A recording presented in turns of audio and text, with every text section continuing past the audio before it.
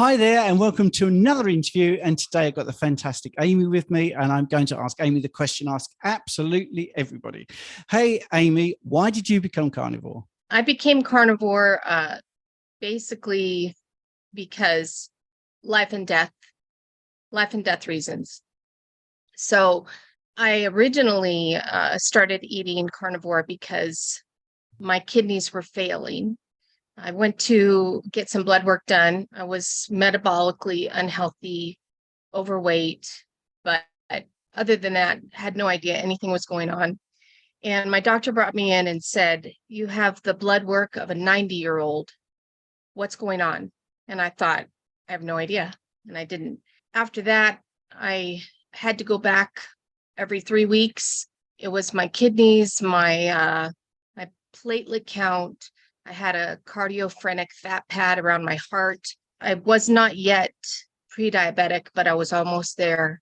I did feel not great. So in the course of that testing, she proceeded to refer me out. I also had to get some autoimmune testing done. And I also came back with kidney numbers that were continuing to go down. Stage 3 kidney disease is what I ended up with. So in the course of that, it took about 3 months. I had done some research and I had found Dr. Fung and his fasting. And I had also found some people who had talked about eating only meat and animal fat. That is not an intuitive direction to go when you have kidney disease, but for some reason that really spoke to me. And I had even found one person that had eaten meat and fat and healed their kidneys. So I decided I would go ahead and give that a shot. I joined Dr. Fung's private little group. It was like $30 a month. And I went to all the meetings, did all the trainings to learn how to fast. I read his book and I started to fast. I also started eating ribeyes. And I did that. It was not easy. It was not easy to just eat ribeyes because my sugar addiction, my food addiction, my stress relief, I had to wipe all that out. And it was difficult. But the fasting community in Dr. Fung's fasting group was helpful. And I did find relief when I was fasting because I didn't have to think about food. Even though I was suffering through the fast, I didn't know how to really eat well before my fast at that time. I was suffering through them, but I still didn't have the mental challenge of trying to relieve my stress with sugar. And then the whole ribeye thing, I didn't cook my meat as well as I do now. It didn't taste as great as I've learned how to do now. So it was a struggle, but I was supposed to go in for another round of tests. And I asked my doctor if I could have a month and not get any testing. And during that month, I faithfully ate only ribeyes, did my fasting, and not a ton of fasting. I think the longest fast I did was a 3-day, and the rest of them were 24-hour fasts. So it wasn't incredibly aggressive. After that month, I went and got testing, and my doctor said, "Your numbers are going the right direction. Whatever you're doing, keep doing it." So I felt like a badass. So I was like, okay, I'm going to keep doing this. So I did. It took about 3 or 4 more months, and my numbers improved dramatically. And also my physical, how I was reacting physically was kind of phenomenal because at that time I would take my dog for a walk and I would have to take one of my daughters with me because my legs and my body was so full of weakness. I was full of weakness, full of toxins, I guess, because maybe my kidneys weren't filtering them out. My brain was fuzzy. And oftentimes when I was walking, I just felt like I might fall over. And when I was working, I would sit at my desk and work, and I had a lot of difficulty concentrating. And in fact, during that time frame, I made a lot of errors at work that I didn't even know I made. And it is because my brain and everything was reacting to all of that. And that took a long time to change. Even after my numbers improved, my thinking was still really fuzzy. In fact, I couldn't remember things, and my hair was falling out too. So I couldn't remember things. My hair was falling out. And so those were the two kind of measures I was looking at. I would say, okay, who I would test myself. I'd say, who's the star of the Die Hard movies? And if I could remember Bruce Willis starred in the Die Hard movies, that was a good brain day. And if I couldn't remember, then it was a bad brain day, and I'd have to look it up. That's how much my brain was not firing. And then I was also watching my head to see how much hair was falling out. I lost about 3/4 of my hair. And when I noticed losing hair before I even got my blood work done, and my doctor freaked out. And I thought it was a new face cream I was using that was making my hair fall out, and I threw it away. And it was my kidneys and my health. And it took a long time. My hair is still growing back. But those are two things that I watched, and I actually continue to watch that. Also, my ankles were way swollen up. I was still swollen even after my numbers improved. That took a long time. So my numbers improved. Eventually, my doctor cleared me. I went from 46 filtration rate in my kidneys, which is, you can still live on that. Like, a lot of people with one kidney can live on that. But it was probably going to continue to go down. I was going to end up on dialysis eventually. And it went up to 84. And my all my other numbers improved as well. My cardiophrenic fat pad was gone. That took a little longer than the 4 months. It was blood work or x-ray or whatever they did later on that showed that. And that was also, she also tested for that recently, and it's still gone.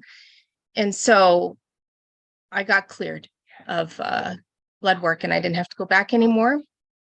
And the day that I got cleared of my blood work, the exact day, I was sitting at my work desk, and I had some gummy bears in my hand. And I was looking at them, and I remember thinking, I'm going to eat these gummy bears.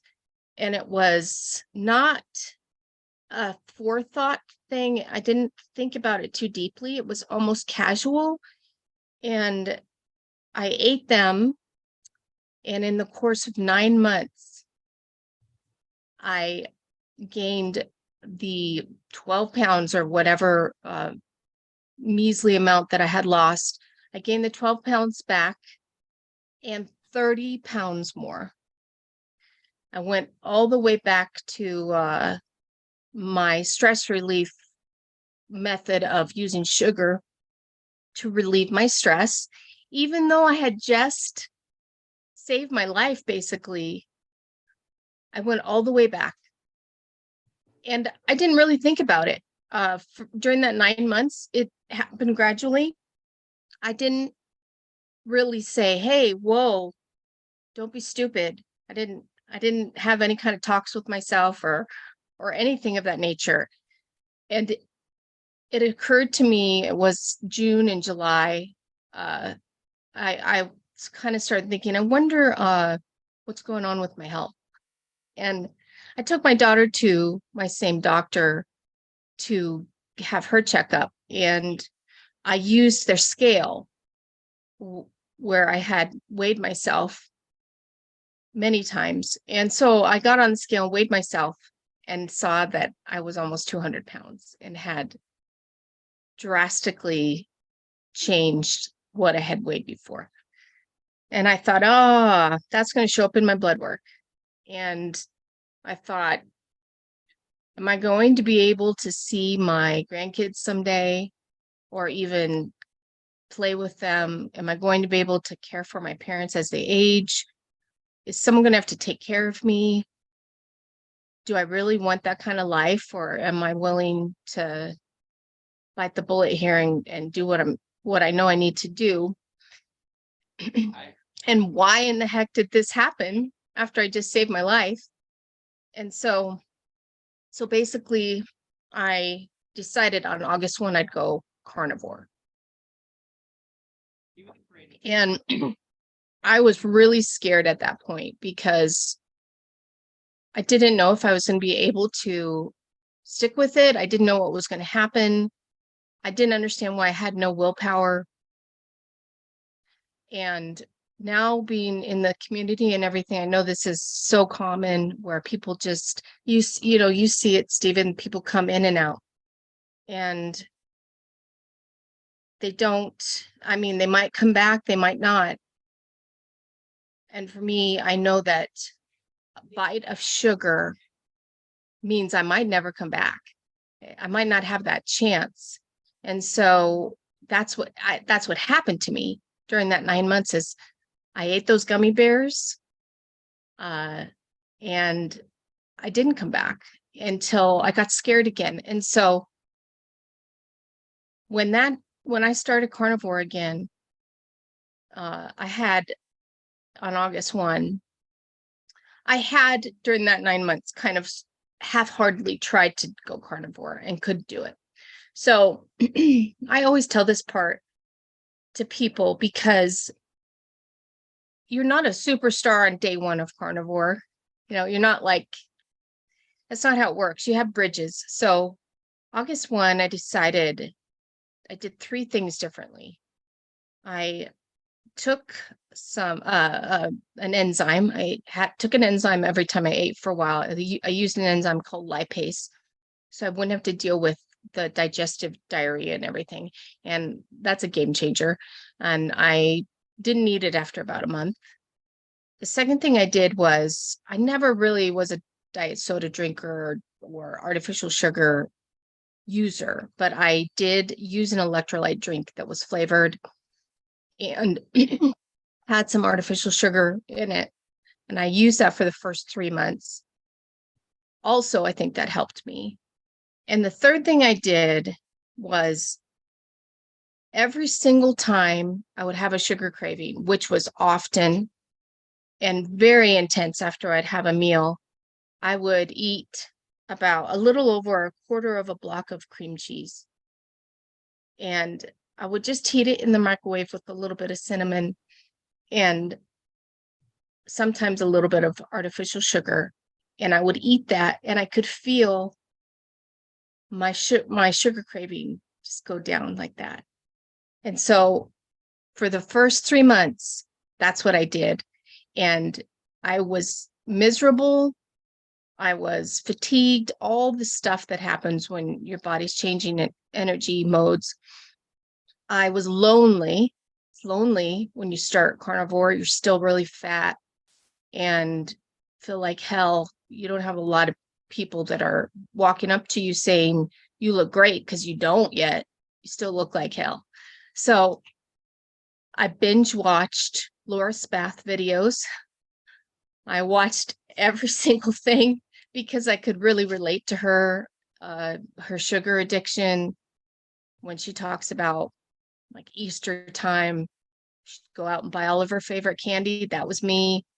All of her failed attempts at dieting, me. And so I watched everything I could of hers. She was my friend during that time.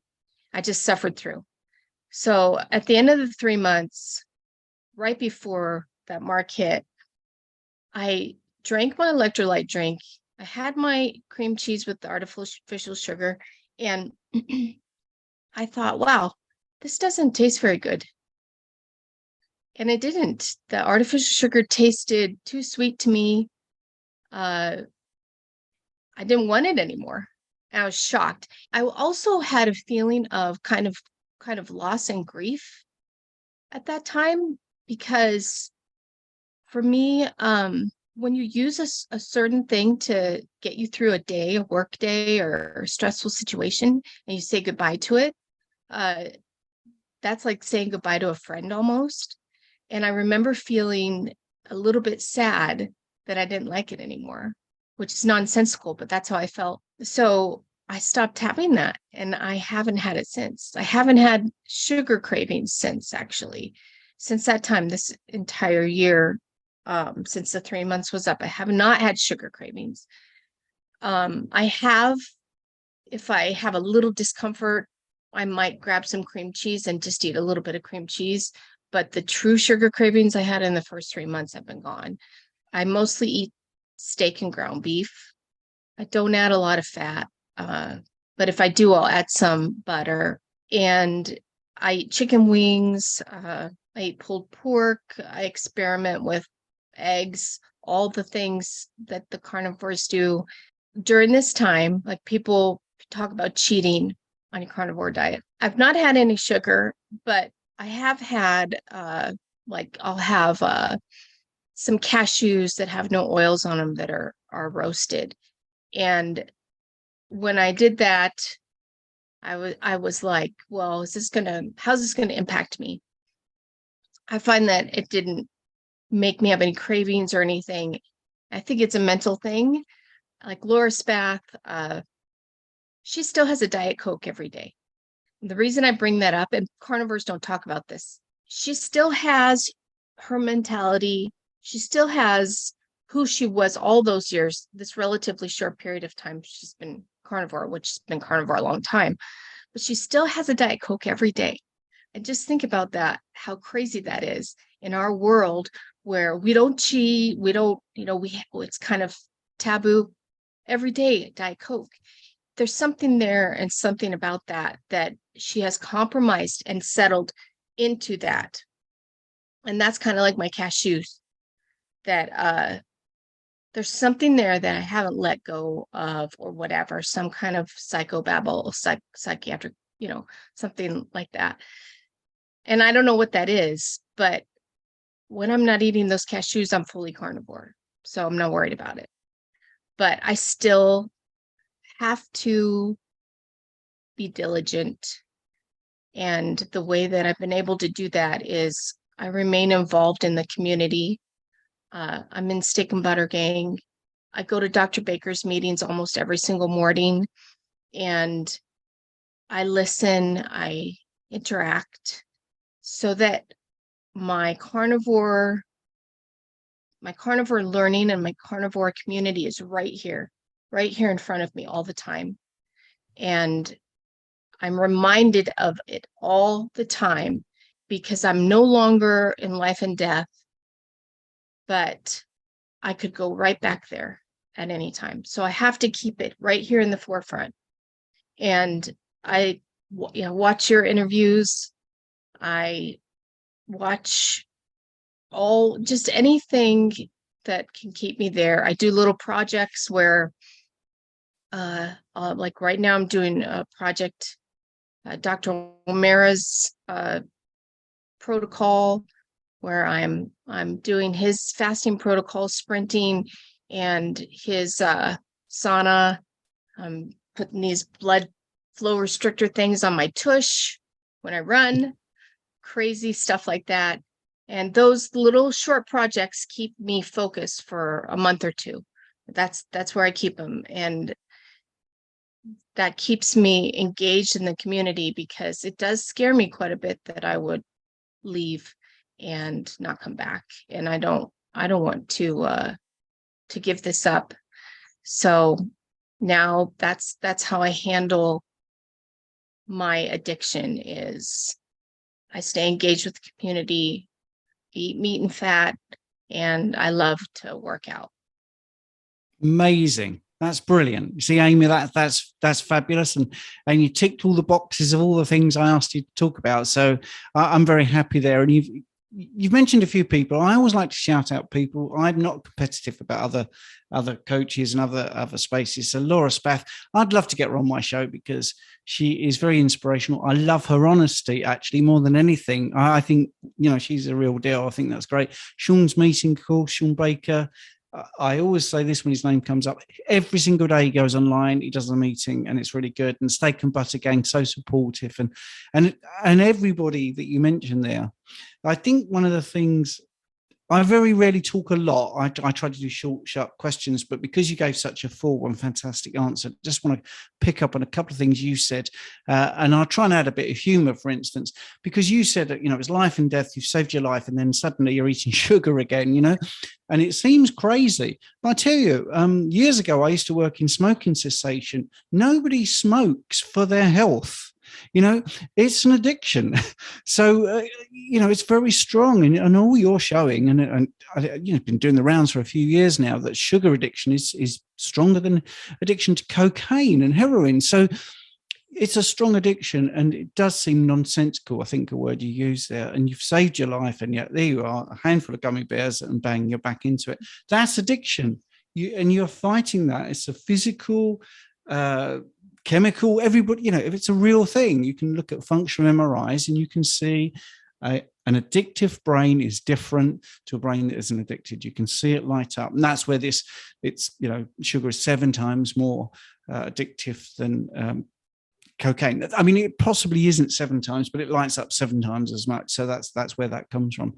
But I liked your 1, 2, 3, you took lipase, you did the electrolyte drink, and you also had the cheese as well. And I think these biohacks are really important. So anyone that's sort of militant when they first start being carnivore, they don't understand addiction. And sometimes, like you say, Laura has the Diet Coke. If that's the trade-off for 95% or 99% of her life being carnivore, I totally get it. And if you took that away and everything else fell apart, you shouldn't be, derogatory to someone that's doing something like that. And to be at stage 3, kidney disease, there is just one question I want to ask, and then I'll go back into the sort of things you just spoke about, because there will be people saying, what were you doing to get to stage 3 in the first place? So what were you doing? I researched that a little bit. I never got an answer from my doctors how I ended up there. It's my belief that it was the sugar, because the onslaught of the sugar, and I'm talking about massive amounts of sugar. Like, I think I bought a huge box. You know what Sour Patch Kids are? Mm-hmm. Yes. I bought like a huge box for Halloween one year, cheaply on Amazon or something. And they were individually wrapped little Sour Patch Kids. And I ate the entire box before Halloween ever even got there. I'd sit at my desk and work, and I'd individually unwrap, eat, and I probably ate 30 a day. And so there was constant sugar hitting my organs. And I really believe that it is the sugar that did it, because I have no other explanation other than that. Did you eat a lot of fruit? Did you do other things that you thought were healthy? Or is it just candy? No. It was mainly candy. Like, sometimes if I wanted that feeling of fullness, I'd eat a big meal, something I really enjoy that has gravy and bread and everything in it, and then eat the sugar. I mean, that's the real kicker, right? Eat like a big meal and then load some sugar on top of it. I didn't do I didn't do anything else that might be healthy.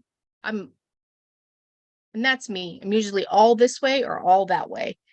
And so I never, other than trying to keep my wrinkles at bay at 50 years old, I didn't do anything to improve myself really at all. And I remember at that time, before, when I realized I was almost 200 pounds, I was eating for breakfast, I was eating bagels with a whole bunch of butter and honey. And I ate the grass-fed butter, and I think, oh, this grass-fed butter is so good for my skin. And here I'm just plumping up more and more. But no, I didn't do anything else. I fully re-embraced my sugar addiction and no, didn't look back. Yeah, and I think you mentioned that you put the weight on, but then you lost it again. So you've lost in total around 60 pounds. Is that right? That's right. Yeah. So it's carnivore for 12 months. We're at a 12-month carnivore anniversary right now because it's August when we're recording this. So it was August 2022 when you went full on carnivore. And I think you also mentioned an interesting thing, which I really want to come back to, and that's the feeling of loss and grief. That's quite, so I like the way you've answered the question because, you know, you went carnivore because it was a life or death situation, you know, it really was. And loss and grief is another thing. Going back to the smoking, and I'm sorry for the people that are listening to this as an audio podcast, because I've got a prop here, but if someone was trying to give up smoking, just a piece of plastic, which I've got in my fingers now, was sometimes enough to help a person that gave up smoking because they needed that habit of having something in their hands. And just not having that one thing, they would say that. They would say, I feel like there's something missing in my personality. And it seems crazy that it was just holding a cigarette. And I think what you just said about the loss and grief, you know, food to some people is a friend, you know, it really is. I mean, like Laura was saying about the Diet Coke. So I think it's been brilliant that you've kept the weight off. And now, and this is very common, isn't it? People get into carnivore and then they get into the crazy fitness things and they go even further and start biohacking. Do you feel this is going to stick for life, doing this way of eating and living? I have no idea. And so what I do is I just think about that day and what I'm doing that day. So I try not to think too much in advance. And that's why I keep these little fitness projects only a couple months long, because I don't know. I can only do that day. And that's what I do is that day. And do you have family around you that think you're crazy for doing carnivore, or what's the situation? Yeah. So my immediate family is very supportive. My extended family is quiet about it.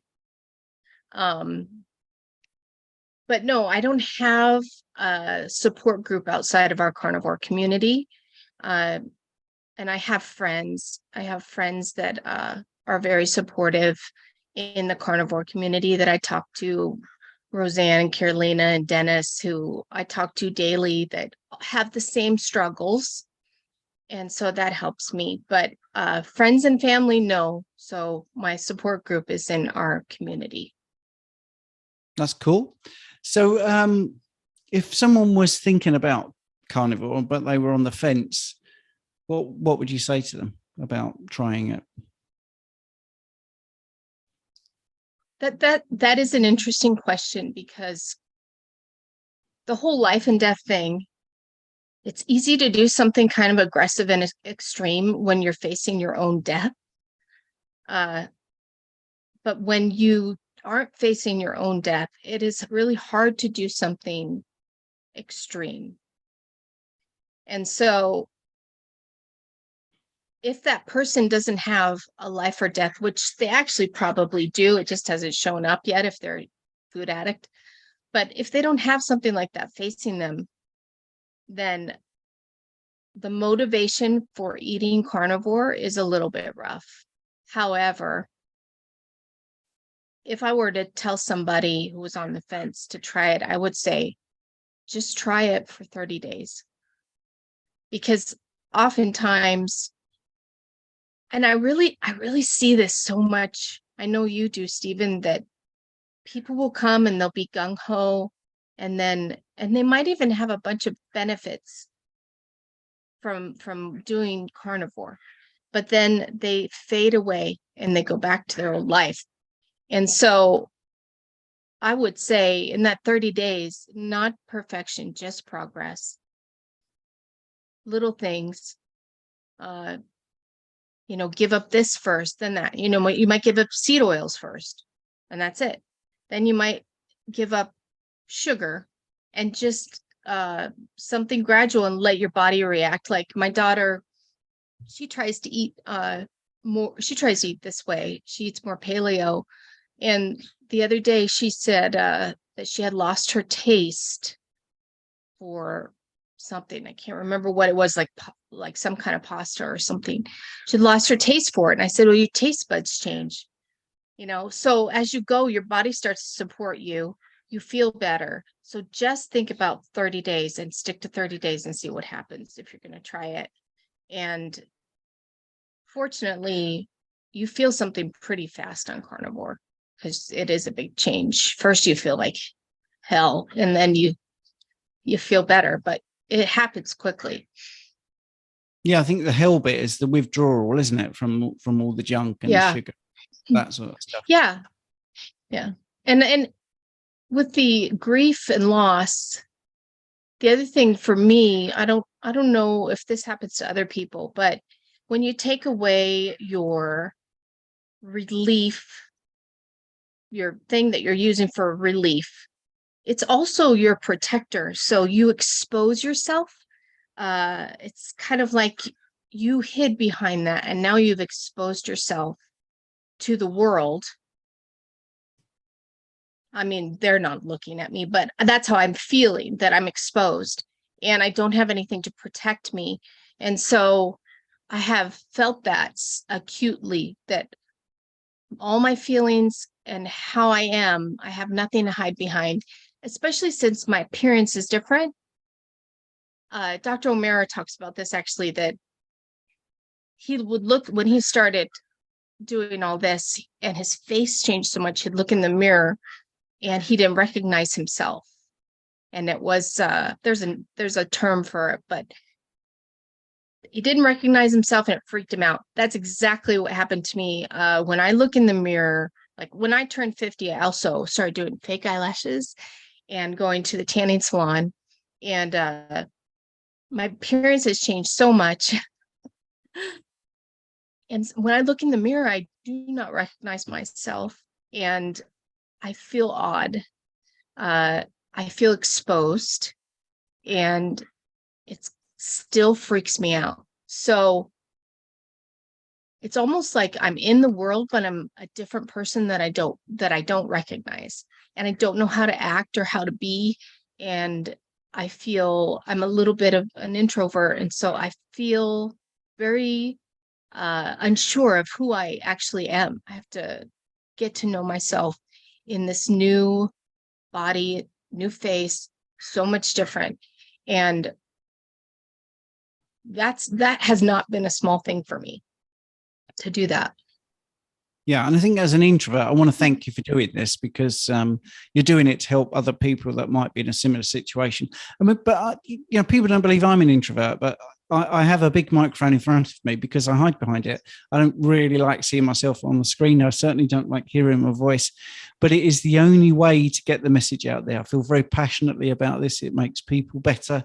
Their body composition improves. I mean, you look so much healthier.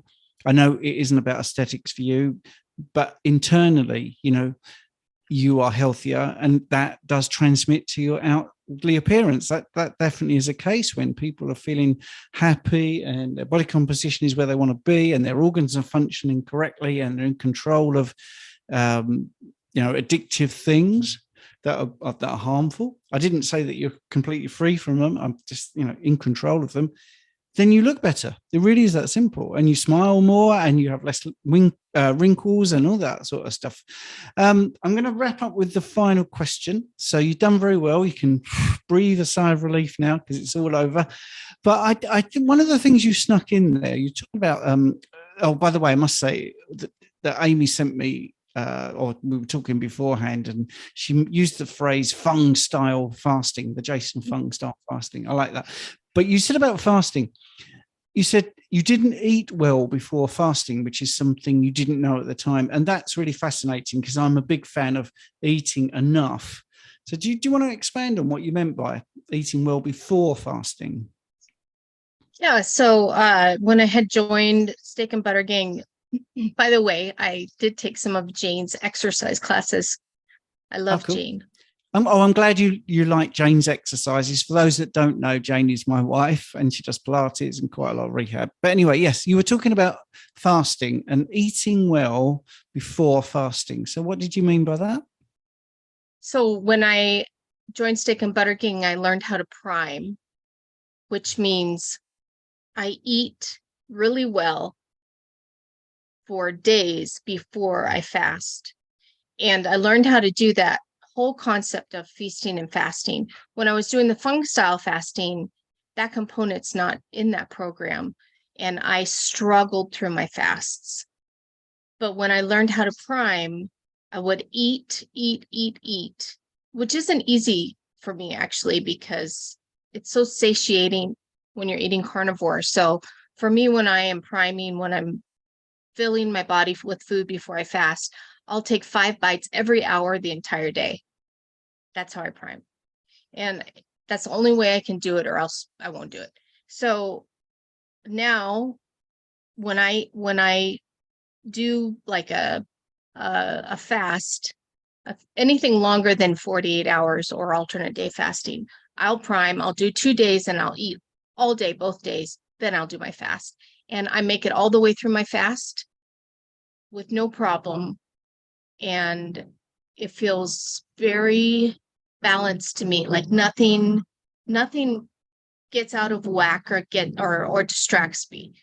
I can get through the fast, go back to eating whatever way, I'm doing at that time. And then that's how I handle it is I do a nourished fast. I nourish myself before I fast. And the fasting component is very important to me because it gives my brain a rest from thinking about food. I'm still a food addict. It's not going to go away. And when I have that time frame of not thinking about food, it's wonderful. That's great. Now, one of the things I didn't tell you actually is I like to point to the next video and say, if you enjoyed Amy's video, then please watch this one. And I point like this, you see. So then there's going to be a video that's very similar to your story, and people are going to press on that. But I'm going to say all this while I point to this video for, if you enjoyed this chat, then watch this one here. But Amy, I want to thank you so much for doing that. And at some point, your video will be the one we point to as well, so it all comes round. And I think it'll be very inspirational, but it's particularly nice that you mentioned, about the kidney disease, because that is a big bugbear, because people are so scared with, kidney issues of eating protein, and you're living proof that your GFR and your kidney can rebound, strangely enough, by eating protein. And that has been shown in studies as well. So yeah, if you did enjoy this interview, check this one out next. And then I cut there and we're done. You see?